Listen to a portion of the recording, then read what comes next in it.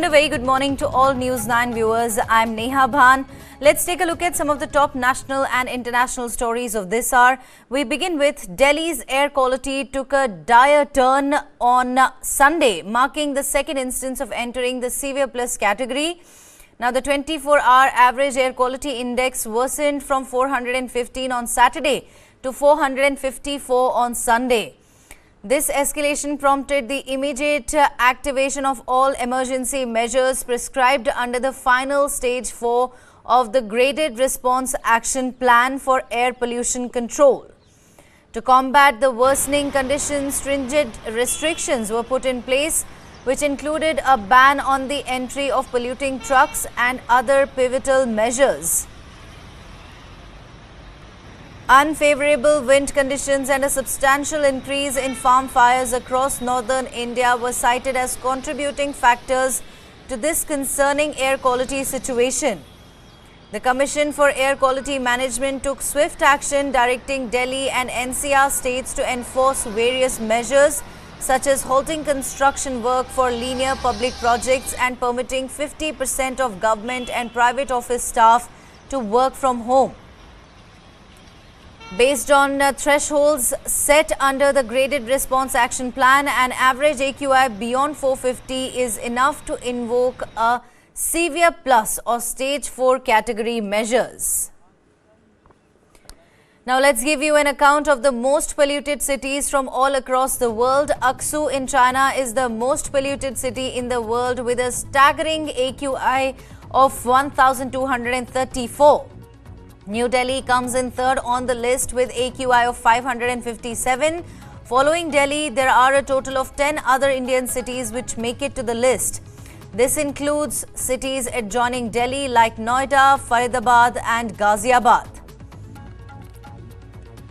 And let's now show you the AQI comparison. Right on your screens is an AQI comparison of all the metropolitan cities of India. While capital Delhi reeled under severe AQI at 385, Kolkata and Mumbai were slightly better at AQI 168 and 155 respectively. Now, the air quality in southern cities, however, remained good, with Chennai at AQI 57 and Bengaluru at 37. My colleague, in fact, spoke to Delhi's Environment Minister Gopal Rai. Let's listen in. सुबह सैर को नहीं जा सकते, primary school बंद है, क्या हालात क्या बन रहे हैं दिल्ली में? देखिए, अभी जो साइंटिस्ट की जो ओपिनियन है, मौसम विभाग का जो अनुमान है कि अभी एक विशेष स्थिति मौसम की बनी हुई है। हवा की स्पीड काफ़ी कम है, टेम्परेचर जो है वो डाउन जा रहा है। तो ऐसे में जो पूरे उत्तर भारत के अंदर एक जो प्रदूषण के कण हैं वो वायुमंडल में नहीं जा रहे हैं, उनका बिखराव नहीं हो रहा है और वो एक ठहराव की स्थिति बनी हुई है। अब इस ठहराव की स्थिति की वजह से क्या है कि लोगों को जलन महसूस हो रही है, लोगों को सांसों में दिक्कत हो रही है। तो अभी अगर हम देखें तो एक गंभीर श्रेणी में जो है एक AQI जो है वो बना हुआ है और उसको देखते हुए ऐसा भी अनुमान लगाया जा रहा है कि अभी हवा की स्पीड जो है वो आगामी दिनों तक, जैसा मैंने कई बार कहा है कि अगले 10-12 दिन जो हैं मतलब वो थोड़े क्रिटिकल हैं दिल्ली के लिए। और उसको देखते हुए ही अभी हमने ये निर्णय लिया है कि दिल्ली के अंदर कम से कम, क्योंकि CAQM अपना गाइडलाइन तो पूरे NCR के लिए जारी करता है, लेकिन सब जगह उसकी धज्जियाँ उड़ाई जा रही हैं। हमने ये निर्णय लिया कल कि हम दिल्ली के अंदर इसे सख्ती से लागू करेंगे, क्योंकि अपने हिस्से का काम हम ईमानदारी से पूरा करेंगे। आपने लागू करने का जिक्र किया है तो मैं इसमें एक सवाल आपकी तरफ से जोड़ देता हूं कि आपने ये भी कहा है कुछ अधिकारी जो हैं वो सुन नहीं रहे हैं, मसलन DPCC के जो चेयरमैन हैं, तो ऐसे में क्रियान्वयन कैसे हो पाएगा फिर? देखिए, परिस्थितियां विपरीत हैं। परिस्थितियां ऐसी हैं, जैसा मैंने कहा कि DPCC की जिम्मेदारी ही बनाई गई है इसलिए कि वो प्रदूषण को नियंत्रण करे। वो दिल्ली प्रदूषण नियंत्रण कमेटी है, लेकिन अब उसके चेयरमैन साहब वो सारे काम करने को तैयार हैं जिसको नहीं करना चाहिए। उन्होंने सुप्रीम कोर्ट के निर्देश के बाद, कैबिनेट के फैसले के बाद स्मॉग टावर बंद कर दिया। जो यहाँ पर real time source enforcement study हो रही थी उसको बंद कर दिया। तो स्थितियाँ तो विपरीत हैं। आपने देखा होगा, हमने बैठकें बुलाई, सीनियर अधिकारी नहीं आए, लेकिन हम 1-to-1 सबसे बात कर रहे हैं। हमने एलजी साहब से भी मीटिंग में हमने ये बात रखी कि भाई ये वक्त ऐसा है कि सबको काम करना पड़ेगा, क्योंकि फैसले लेने से ज़्यादा ज़रूरी है कि ग्राउंड पर कैसे उसका इम्प्लीमेंटेशन हो। क्योंकि हम ये देख रहे हैं कि चलो हरियाणा के लोग जो है लापरवाही कर रहे हैं, उत्तर प्रदेश के लोग लापरवाही कर रहे हैं, किसी भी गाइडलाइन को फॉलो नहीं कर रहे हैं, लेकिन दिल्ली को तो सख्ती से फॉलो करना पड़ेगा। इसलिए हमारी जद्दोजहद है, परिस्थितियां विपरीत हैं, लेकिन 24/7 मैं इसी प्रयास में लगा हूं कि कैसे ज़्यादा से ज़्यादा जो है जो प्रदूषण के सोर्स हैं उनको नियंत्रित किया जाए। दिल्ली के अंदर ग्रैप 3 के नियम हमने लागू किया है। दिल्ली के अंदर सभी जो कंस्ट्रक्शन एक्टिविटीज़ हैं जो नेशनल इंपॉर्टेंस की हैं उसको छोड़ करके बंद किया गया है। उसके लिए टीमें बनाई हैं, लगातार कोशिश कर रहे हैं कि उनकी मॉनिटरिंग हो ग्राउंड फील्ड पे। और उसी तरह से BS3 पेट्रोल की और BS4 डीजल की गाड़ियों पे प्रतिबंध किया गया है। ट्रांसपोर्ट और ट्रैफिक पुलिस के लोगों से हम संपर्क कर रहे हैं, ज़्यादा से ज़्यादा ग्राउंड पर जाएं, क्योंकि जब तक ग्राउंड पे फील्डिंग नहीं होगी तब तक नियम बनाने से उसका फ़ायदा नहीं होगा। दिल्ली के अंदर जगह जगह हॉट स्पॉट्स पे जो है पानी के छिड़काव का उसको जो है कोशिश की जा रही है कि उसको ज़्यादा से ज़्यादा मॉनिटर्ड तरीके से जो है वो किया जाए। तो ये जो कदम है उन सारे कदम को जो है सख्ती के साथ दिल्ली के अंदर पालन करना हमारी प्राथमिकता है। Right on your screens, that is the condition in the Delhi-NCR region. That is the air that you and I and everyone else around this region is breathing. Year after year, we continue to see the same happenings, yet no action is taken. In fact, several Delhiites are also saying enough is enough. We want a permanent solution to this menace that is causing a great risk to our health. The overall air quality in Delhi continues to remain in the critical category. This is according to the System of Air Quality and Weather Forecasting and Research, India. These are the visuals coming in from Ghazipur border. Be it Ghazipur, be it Noida, be it Delhi, be it Gurgaon, condition remains just about the same. Pollution levels continue to remain in the critical category. In fact, they have remained in the critical category for the past few days, recording AQI in the 400 range at several locations in and around Delhi, and at times even 500. On Monday morning, overall average AQI of 471 was recorded. This is according to System of Air Quality and Weather Forecasting and Research. The state government has announced a work from home policy for about 50% of government staff till the next orders. Delhi's air quality index has also increased by over 200 points since the 27th of October. This is the data from the Central Pollution Control Board. The worst air quality was recorded on the 3rd of November since the previous high of 471, which was recorded on the 12th of November 2021.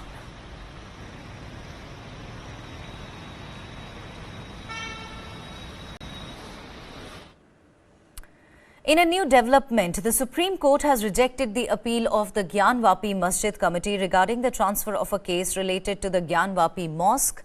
The committee had challenged the decision by the Allahabad High Court Chief Justice to move the case from a single judge bench to his own.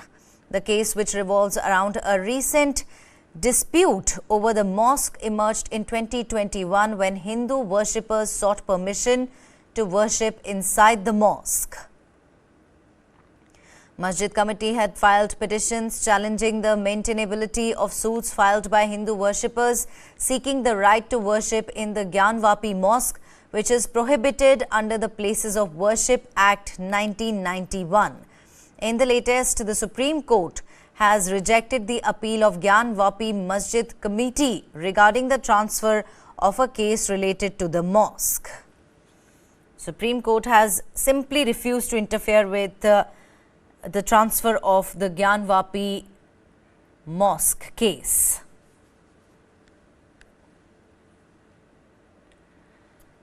Remember, the committee had challenged the decision by the Allahabad High Court Chief Justice to move the case from a single bench to his own.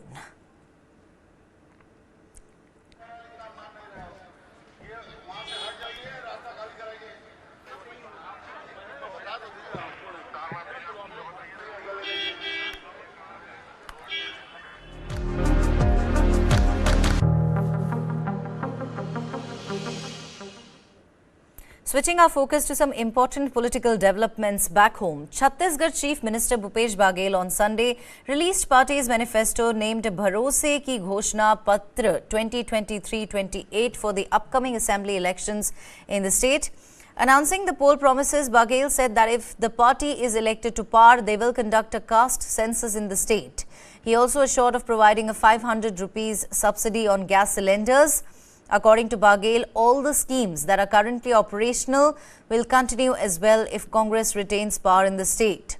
Now, elections to the 90-member Chhattisgarh Assembly will be held in two phases on the 7th of November and 17th of November, while the results will be announced on the 3rd of December.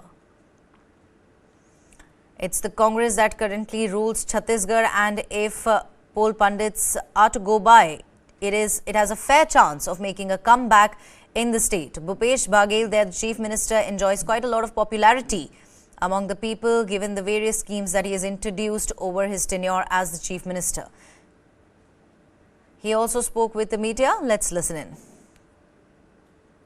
पिछले साल आपने देखा होगा कि किस प्रकार से हमने घोषणा पत्र जारी किया था और उसको हम लोगों ने इम्प्लीमेंट किया था। चाहे वो किसान के कर्जा माफ़ी की बात हो, चाहे 25 रुपया क्विंटल में धान खरीदने की बात हो, और चाहे वो 35 किलो चावल राशन हर परिवार को देने की बात हो, चाहे 400 यूनिट तक की बिजली बिल आधा करने की बात हो, 4000 प्रति मानक बोरा की दर से तेंदुपत्ता खरीदने की बात हो, चाहे छत्तीसगढ़ के 4 चिनारी, नरवा, गरवा, घुरवा बाड़ी की बात हो, ये सब वादे हमने किए थे और वो काम अभी चल रहे हैं। जो घोषणा पिछली सरकार में किए थे वो निरंतर जारी रहेगा। जैसे 35 किलो चावल नमक मुफ्त देने की बात है, वो निरंतर जारी रहेगा। जैसे हमारे नरवा प्रोजेक्ट है, 13,000 नाले हमने पूरे कर लिए हैं, 30,000 हमारे छत्तीसगढ़ में नाले हैं, उसको वाटर रिचार्जिंग करने का काम हम लोग करेंगे।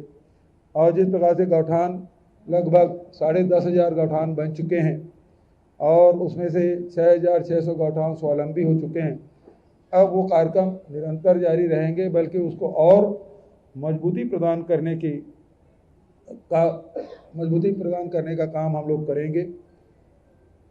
जो बड़ी योजना है उसे भी और आगे बढ़ाने का काम हम सब करेंगे।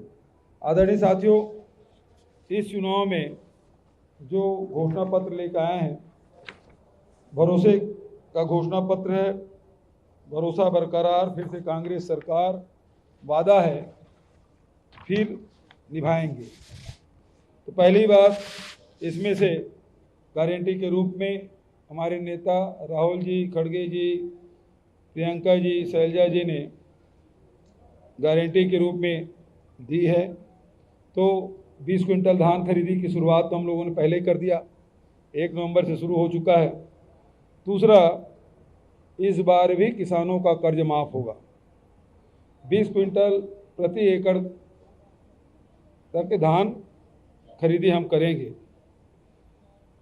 सभी सरकारी स्कूलों कॉलेजों में केजी से लेकर पीजी तक शिक्षा मुफ्त होगी, जिसमें चाहे वो नर्सिंग कॉलेज हो, पॉलिटेक्निक हो, चाहे वो साइंस हो, आर्ट हो, कॉमर्स हो, या फिर इंजीनियरिंग कॉलेज या मेडिकल कॉलेज। छत्तीसगढ़ के कोई भी वर्ग के बच्चे यदि अध्ययन कर रहे हैं तो उसे कोई एडमिशन फीस नहीं लगेगा और कोई ट्यूशन फीस नहीं लगेगा, मुफ्त में शिक्षा होगी। मैं समझता हूँ देश में ये पहली बार इस प्रकार से घोषणा पत्र में लाए हैं। तेंदुपत्ता हम लोगों ने, राहुल जी ने 4,000 हर साल अतिरिक्त देने की बात उन्होंने कही थी, लेकिन तेंदुपत्ता के जो प्रति मानक बोरा के जो दर है, अब वो 6,000 प्रति मानक बोरा के होगा।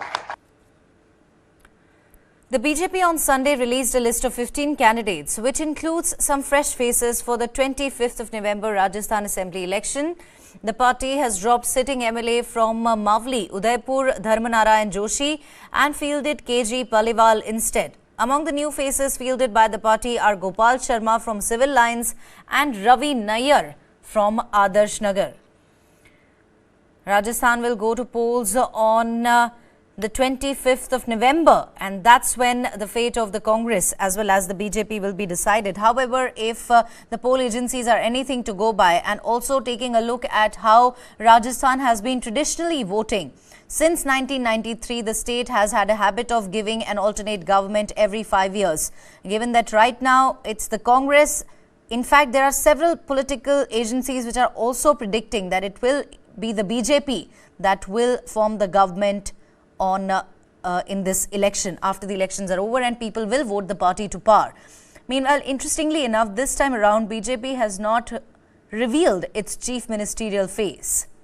Right on your screens, that Vasundhara Raje, one of the strongest leaders for the BJP in the state. There were speculations that she may return as the Chief Minister of Rajasthan. However, BJP has remained mum on this particular issue so far.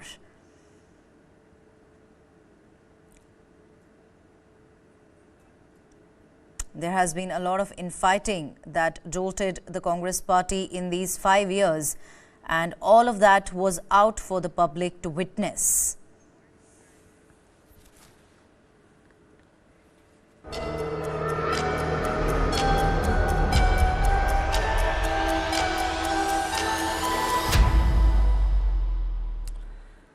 Let's now give you the latest on the Israel-Hamas war. It's day 31st of the Israel-Hamas war, and there appears to be no end to the fighting in sight. Let's provide you with an update on all the major developments on the war front as of day 31.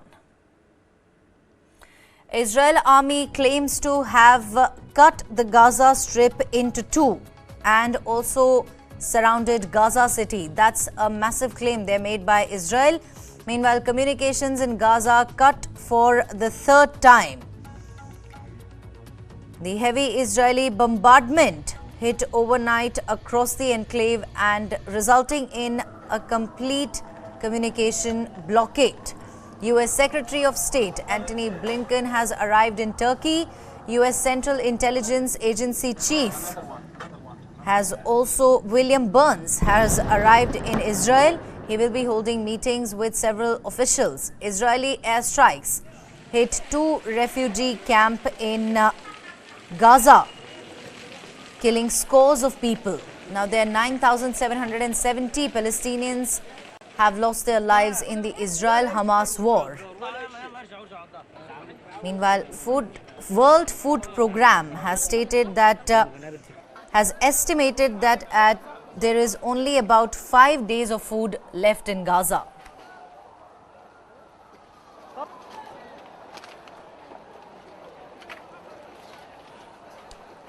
Israel and Hamas are in fact on war with each other since the 7th of October. That's when Hamas carried out a deadly attack against southern Israel and killed about 1,440 people and took around 224 people as hostages. Meanwhile, Israel's Heritage Minister Eliyahu made a significant claim regarding Israel's strategy in the war against Hamas. In a statement, Eliyahu said that dropping the atomic bomb on Gaza was quote-unquote one of the possibilities. In the same interview, Eliyahu also said that there was no such thing as uninvolved civilians in Gaza and that Israel would not be handing over the humanitarian aid into those he termed as quote-unquote Nazis. Eliyahu belongs to Itamar Ben-Gvir's far-right party and is not part of the security cabinet, which is involved in the wartime decision-making. He also does not hold any sway over the war cabinet, which is directing the war against the Hamas terror group. Prime Minister Benjamin Netanyahu has, however, denied the claims made by Eliyahu. Taking action against Eliyahu, Netanyahu has suspended him from attending any further meetings of the administration. Rebuking the claims, Netanyahu said that the minister's remark about nuking Gaza was quote-unquote detached from reality. Netanyahu also added that the IDF was acting in accordance with the highest standards of the international law with an objective to prevent any harm to the uninvolved people.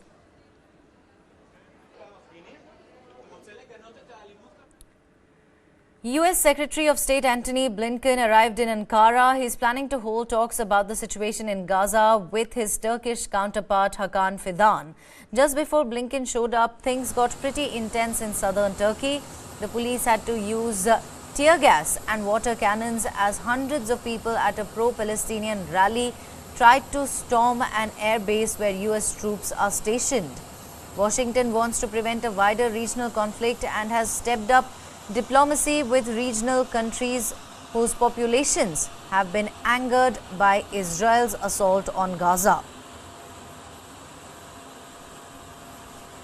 US Secretary of State is also travelled to Ramallah in the West Bank for a previously unannounced meeting with Palestinian President Mahmoud Abbas.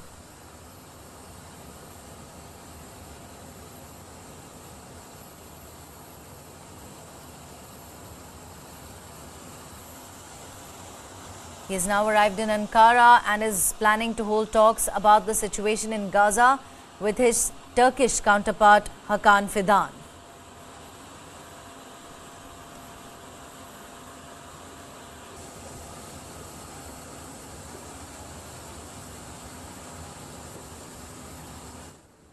We need to focus now on stopping this war. Arab leaders publicly pressed U.S. Secretary of State Antony Blinken on Saturday to secure an immediate ceasefire in Gaza. But in a rare open display of disagreement, the top U.S. diplomat pushed back. It's our view that a ceasefire now would simply leave Hamas in place, able to regroup and repeat what it did on October 7th. Blinken met the Saudi, Qatari, Emirati, Egyptian, and Jordanian foreign ministers in Amman. He said all were agreed on the need for peace and that the current status quo in Gaza could not hold. Blinken, who met with Israeli President Benjamin Netanyahu a day earlier, said Israel, quote, must take every possible measure to prevent civilian casualties. Protecting civilians will help prevent Hamas from further exploiting the situation. But most important, it's simply the right and moral thing to do. Earlier on Saturday, Palestinian witnesses said Israel hit a UN-run school in Jabalia, Gaza, which was serving as a shelter. The Israeli military said that according to a preliminary inquiry, it had not targeted the location, but that the strike may have been the result of fire aimed at another target. Reuters footage of the aftermath showed broken furniture, patches of blood on the ground, and people crying. One Gazan boy said he had carried dead bodies. I carried a body and another decapitated body with my own hands. Israel's defense minister said its forces had destroyed communication hubs, bunkers, and tunnel networks over the past 2 days, and that 12 Hamas commanders had been killed since the start of the war. World and regional powers have failed to reach any consensus on how to deal with the escalating conflict in the 4 weeks since fighters from Hamas, which runs the Gaza Strip, burst over the border, killing 1,400 people and taking more than 240 others hostage. Israel has since struck Gaza from the air, imposed a siege, and launched a ground assault, stirring global alarm at humanitarian conditions in the enclave, Gaza health officials said on Saturday, killing more than 9,488 Palestinians.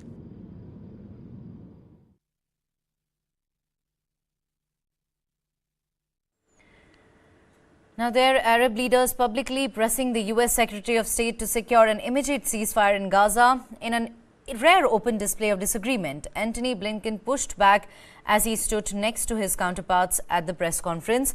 Meanwhile, explosions and flares continue in Gaza as Israeli forces press their assault. Israel has rejected growing calls for a ceasefire in Gaza, with military specialists saying that forces are set to intensify their operations against Palestinian Islamist group Hamas, with no time frame set for their activities.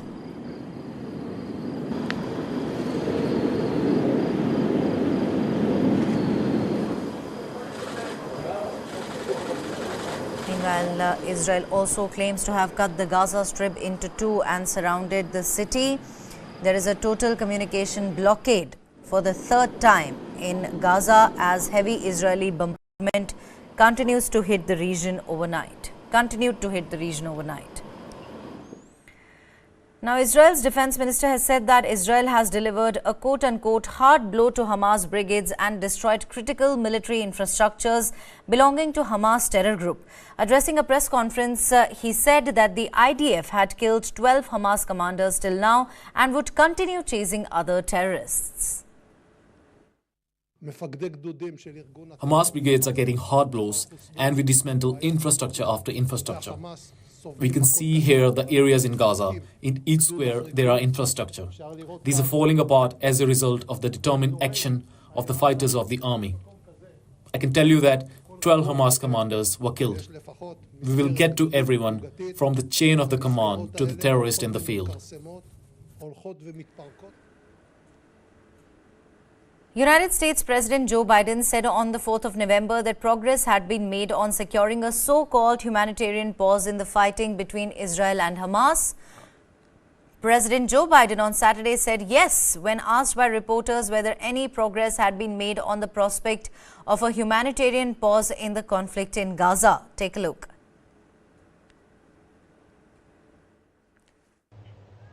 Mr. President, any progress on a humanitarian pause? Yes. Rashida Tlaib said you support genocide. What do you think? Statement by the United States President comes at a time when Prime Minister Netanyahu has explicitly rejected U.S. calls for a humanitarian pause in the Gaza region. He stated that no ceasefire with Hamas is possible until hostages are freed.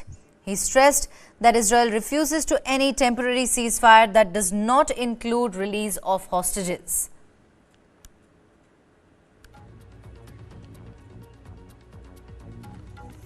Now, United States President Joe Biden now saying that progress had been made on securing a so-called humanitarian pause, even though the Israeli Prime Minister Benjamin Netanyahu rejected U.S. calls for the same in the Gaza region.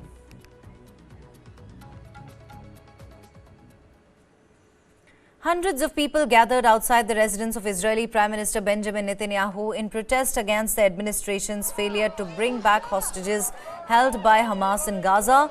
Waving blue and white Israeli flags, the protesters barged through police barriers as widespread anger sustains over the intelligence and security forces' incapability, leading to the deadly attack by Hamas last month. Prime Minister Benjamin Netanyahu has been facing severe criticism over allegations of ignoring warnings about an impending attack from Hamas. Netanyahu, meanwhile, has vowed to raze Gaza to the ground and eliminate Hamas.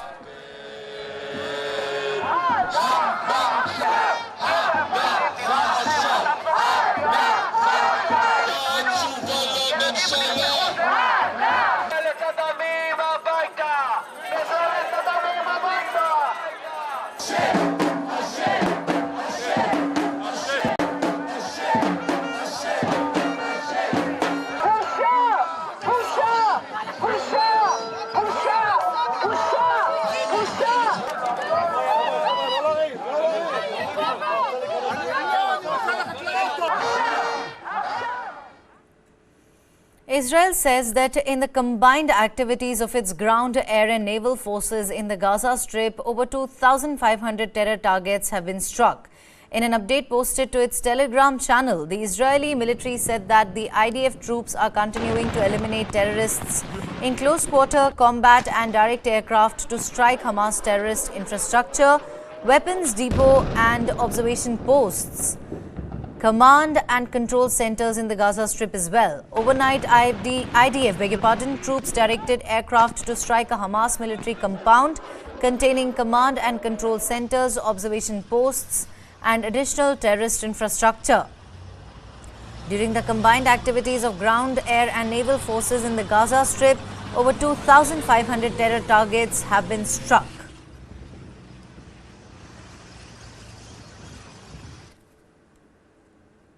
Today marks 30 days of holding of a 9-month-old baby hostage, Kfir Bivas.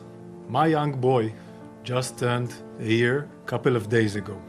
We're going to defeat Hamas. We're going to free our hostages, 240. Some of them are from all over around the world. We're going to free our hostages. It's a top priority. And we are dealing with a murderous organization that did a massacre on the 7th of October. We will not forget the massacre. I hope the world will not forget the massacre of the 7th of October. We came up in the morning, waking up, and babies were killed in their beds. And young women were burnt alive in a music festival. We will not let the world forget that. And we will not let the world forget Kfir Bivas, a baby after 30 days being held in Gaza. It's unimaginable. It's a crime against humanity. It's a war we did not start and did not seek. And now we're fighting. We're fighting to defeat Hamas, to free our hostages, and to free Gaza from Hamas. The US issued an unusual announcement that an Ohio-type nuclear submarine had arrived in the operational area of the US Central Command. The specific identity of the submarine has not been disclosed yet. It is one of the submarines equipped. It is not clear whether it is one of the submarines equipped with Tomahawk cruise missiles. Nevertheless, its presence strengthens American deterrence capabilities in the region and its ability to respond if necessary. Additionally, the head of the CIA, William Burns, has reportedly arrived in Israel to discuss ongoing efforts against Hamas and the issue of hostages.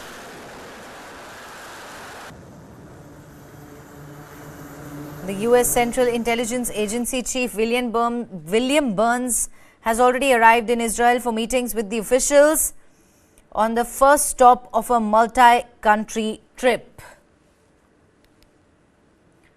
Now, the United States issued an unusual announcement that an Ohio-type nuclear submarine had arrived in the operational area of the U.S. Central Command.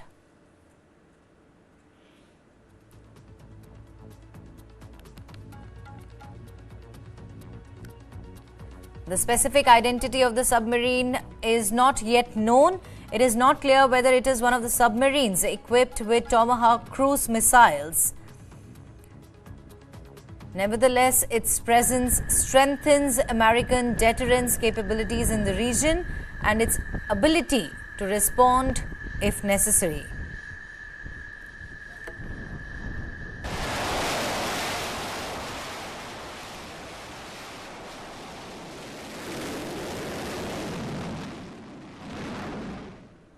African trade ministers and US officials are meeting in Johannesburg, where there are calls for a duty-free trade deal to be extended by 10 years to reassure businesses and investors. Now the question is, can a US-Africa trade renewal be quickly sewn up? Take a look at this report to know more. At a garment factory in Kenya's capital Nairobi, the future of a US-Africa trade deal is on Nora Nasimiyu's mind. She's worked here stitching Levi's jeans, largely for US customers, for 13 years. It's how she's put 6 children through school and university. But she fears an uncertain future if the African Growth and Opportunity Act, or AGOA, is not renewed. So we are praying that they extend. If they extend, it is going to be a very big advantage towards Kenyans at large. AGOA provides qualifying African countries with duty-free access to the world's biggest consumer market. Nasimiyu's employer, Pankaj Bedi, chairman of United Aryan EPZ, said 99% of their garments go to the US. Once AGOA is gone, all the buyers are gone, all the productions are gone. So similarly, if AGOA is not there, it would be not sustainable for us to survive here. So AGOA is supreme. So all 4 pillars of the business are based on AGOA only. The program is due to expire in September 2025. But concern over its future is why African countries have been pushing for an early 10-year extension without changes. That's needed, they say, to reassure businesses and investors. Here's South African President Cyril Ramaphosa speaking at the summit on Friday. United States and us, we are here for the long haul. So let us make AGOA a long-haul opportunity for all of us. AGOA, which saw over $10 billion of African exports enter the US market duty-free last year, does enjoy long-standing bipartisan support from US lawmakers. They see it as critical in countering Chinese influence on the continent. However, there are divisions over the need for updates. A recent push in the Senate is aiming to pass a quick renewal deal. President Joe Biden has said he fully supports reauthorization. But his Secretary of State Antony Blinken said on Friday that Biden also wants to make it even better. African governments and US industry associations, however, worry that attempts to radically alter AGOA risk bogging it down in a Congress that is already struggling to pass even the most critical legislation. A shipping and logistics giant is planning to cut 10,000 jobs as shipping demand is facing a dip all across the globe. Take a look. Maersk announced on Friday it would cut at least 10,000 jobs due to overcapacity, rising costs and weaker prices. It comes as the Danish shipping group reported a steep drop in third-quarter profit and revenue. Maersk, which controls about 1/6 of the global container trade, flagged a steeper downturn in demand than expected and said it was in the process of cutting its workforce from 110,000 to below 100,000. Which will save the company $600 million next year. Shares in the group, whose raft of clients include major companies like Nike and Walmart, slid over 11% Friday morning to their lowest level in 3 years. Analysts said this was mainly because Maersk said it would reconsider whether to continue its share buyback program into 2024. The firm said it expects global container volumes in its ocean business, its largest, to fall by up to 2% this year. That's primarily as a result of weak consumer demand and also destocking by firms following an initial scramble for goods in the aftermath of the global health crisis. The company kept its full-year guidance for revenue and operating profit, but now expects both to land at the lower end of the range. The Russia-Ukraine war is having far-reaching impact on the Russian economy. In the latest, diamond traders in Belgium have been asked to boycott gems which have been brought over from Russia. Antwerp, Belgium, one of the largest diamond trading hubs in the world, has a Russia problem. It was only a few weeks after Russian troops invaded Ukraine last year when diamond firms in Antwerp started getting phone calls from international clients asking them to avoid using stones from Russia. That was no easy feat for diamond dealer Thierry Tugendhoff, who said about half of his rough diamonds used to come from Russia due to their high quality. But his company, T Diamonds, was forced to pivot and get its diamonds from somewhere else. Now, Western powers want to make the boycott official, with a formal ban on Russian stones. But Tugendhoff says the ban will only go so far. China, which is a major consumer of diamonds, have absolutely no interest in that ban. India, which is also a major consumer of diamonds, they have no interest in that ban. I mean, they don't have no interest to know from where the stones are. It's never been the case. And most of Asia, there's no interest in that. They will buy and continue to buy Russian diamonds because they have no reason not to. It's available, the availability is there, and it's a little bit cheaper than non-Russian, so why would they stop?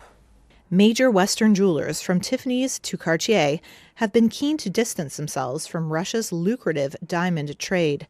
But a big hurdle with banning Russian diamonds from Western markets, which account for 70% of global diamond jewelry demand, is how to trace the origin of the stones. Small companies will struggle, says Tugendhoff. We can do it because we've been working on traceability for the last 2 years. You should know that people who've been working with big brands, traceability is not something that comes out of the sky as of now. All the new the players in the industry who have not yet started with traceability are going to lag behind, for sure. He said that not only would a full Western ban on Russian gems be costly for the industry, It could also take another year to fully implement. Russia's defense ministry on Sunday announced that their new nuclear-powered submarine, Imperator Alexander III, carried out a successful test launch of the Bulava ballistic missile designed to carry nuclear warheads. The defense ministry also shared in a statement that firing a ballistic missile is the final element of the state tests, after which a decision will be made to accept the cruiser into the Navy. President Vladimir Putin has been pushing for Russia to maintain its nuclear deterrent to counter what he calls growing security threats, as ties between Moscow and the West have hit new lows over the war Russia launched in Ukraine in 2022.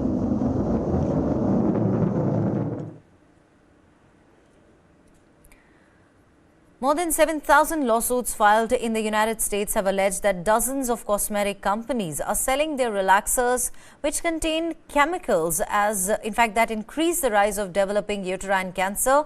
This includes well-known brands like L'Oreal and Revlon. Take a look at this report. My name is Sheila Bush and I am from St. Louis, Missouri.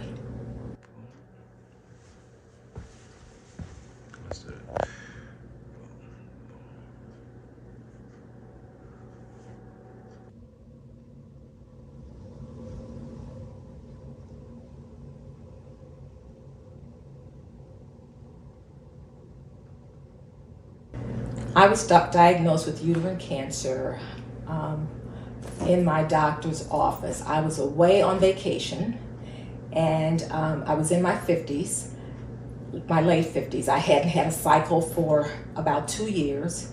And while I was on vacation, my cycle came on. I came back home, went to the doctor, and they did a series of tests. And the result of the test was that I had uterine cancer.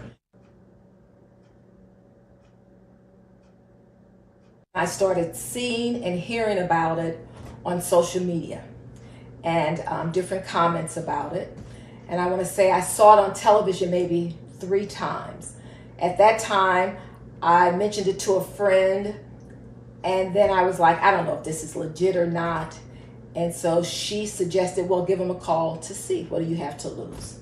So there was an 800 number to call and I called the 800 number and I left my phone number with them, and later on, I don't recall how much longer, how long after that they called me.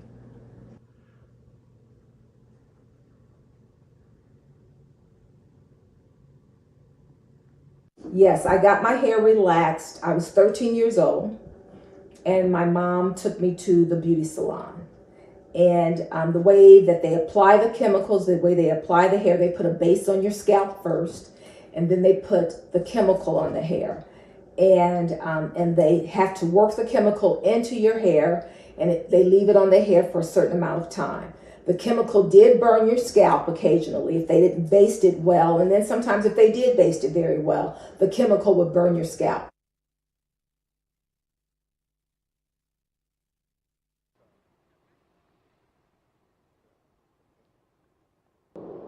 Obviously, it is not lost on anyone that many of the women who use these chemical relaxers are women of color, African American women, black women throughout America and the world. To hear these accounts from these, and many of them use these chemical relaxers because of society pressures, but also because of the marketing from these corporations that should have known the harmful effect that these chemicals were having on their customers. Headquartered many places, so we're going to file the cases as they're needed on their.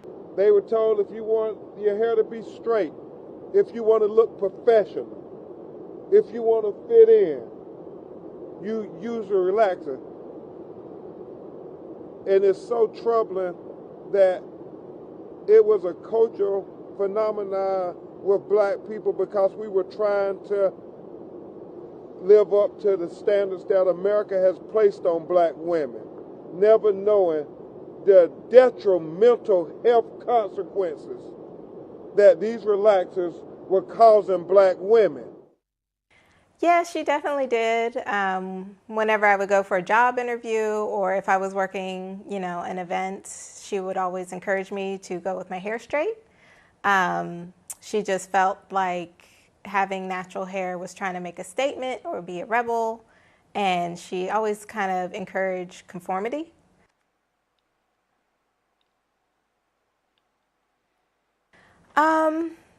Before, when I first went natural, I did try to encourage her to go natural as well, just because we are all about healthy living and living a clean lifestyle. We try to cook all our food and not use a lot of chemicals.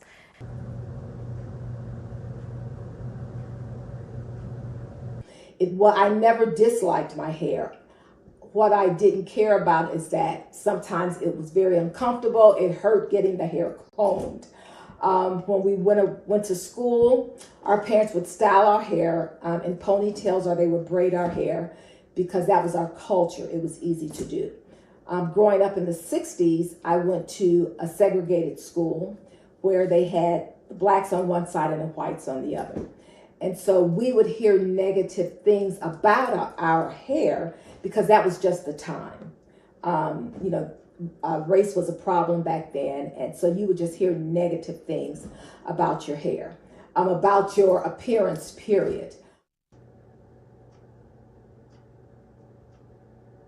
Well, once I heard about the lawsuit, and there was a possibility that chemicals, relaxers, could be related to different types of cancer. If that's the case, if we find out that that's the case, I would like to see that relaxers are taken completely off the market. I would like to see the companies take complete ownership of this.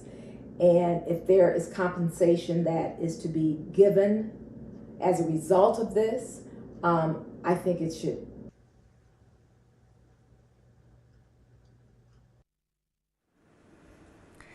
Well, with that, it's a wrap on this edition of The Bulletin. Thank you very much for watching. Have a blessed day ahead.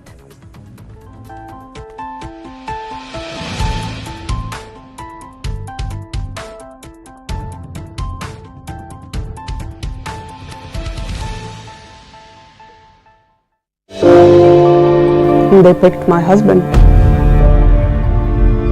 He was tortured there for 2 years. He was enforced disappeared. We had no idea where he is.